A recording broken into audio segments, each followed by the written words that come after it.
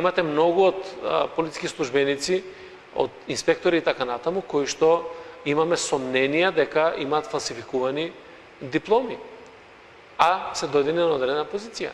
Јас од 2015 година, кога влегов во техничката влада, па до денеска, ние имаме преку 40 на такви случаи кои што се откриени и потврдени дека имаат фалсификувани дипломи. Освен што, предпоставувам се симнати од таа позиција, што ја стекнале со лажната диплома. Тие се симнати од позицијата Дали и сите имаат отказ и за сите нив е покрената кривична постапка.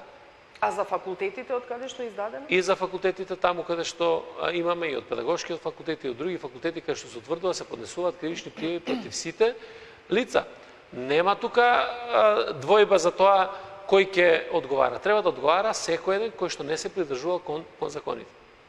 Ветингот во тој дел треба да го покаже тоа. Како и колку имот имале полицајците и со колкав имот сега располагаат, како се стекнале со тој имот.